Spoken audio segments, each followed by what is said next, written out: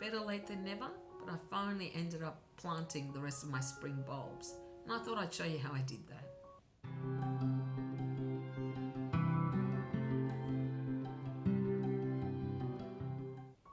G'day, I'm Kathy. This is where I talk about my plants and all my other pet projects. If you're new here, welcome. If you're a return visitor, thanks so much for coming back. Before we go outside, I thought I'd tell you a little bit about the bulbs that I ended up planting. I planted two kinds. One is Freesias and the other is Daffodils. Freesias come from southern Africa and they were first identified, I think it was in the 1800s. They were named after a German scientist, Friedrich Fries, and the ones that we have today are mostly cultivars. Freesias have a lovely light scent, so they're often used in candles, soaps, creams, things like that, and they're very popular in wedding bouquets. The ones I've planted today are called Fresia Red Beauty, I believe. I'll put a picture up on the screen for you. The second bulb I planted are daffodils. I was not aware of this, but apparently daffodils date back to millions of years ago and have been used even by ancient civilizations. I had no idea they were that old. The actual genus is called Narcissus. I wasn't aware of that either. You learn something all the time. It's believed that the name Narcissus comes from the old Greek legend of Narcissus, the youth who fell in love with his own reflection. There are thousands of varieties of daffodils, and they originate from southern Europe and northern Africa. The ones I purchased, I believe, are called Daffodil Camelots. Alright, let's go outside and I'll show you how I planted these. Okay, so I've got Freesias, and I have daffodils, Daffodil Camelots. So I'm going to be starting with the daffodils because they need to be planted 15 to 20 centimetres deep. I've already filled this pot around 10 centimetres deep. This is a 30 centimetres pot and I'm using Osmocote Premium Potting Mix. And now I'll just plant the daffodils. Okay, so the Daffodil Camelot bulbs, they're so cute, they look like onions. Look like that.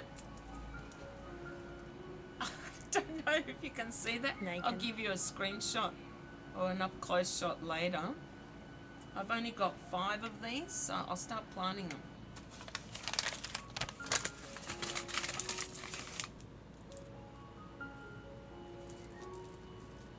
They're like onions. The skins are just coming right off. That's all right. Okay, now I'm going to add some more soil because the Freesias only need to be at a depth of 5 to 10 centimetres. So I'm going to add about 5 centimetres of soil and then I'll put in the Freesias. Now I'm going to plant these Fantasias Fresia Red Beauty. These are tiny. They're really cute and they're really small. I have 10 of these. And I'm going to spread them out in the same pot that I've planted the tulips. I'm going to try to miss where I put the tulips if I can remember. I don't know what these other things are. They look like popcorn. They really do.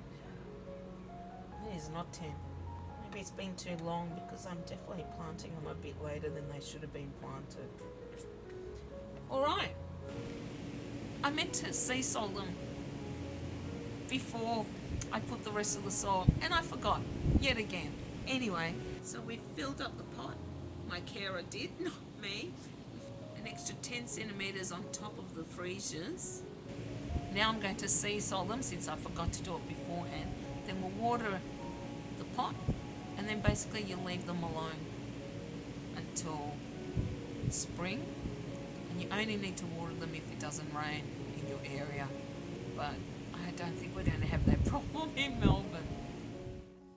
Okay, I just wanted to give you a brief recap of what I did. I actually planted both the daffodils and the Freesias in the same pot.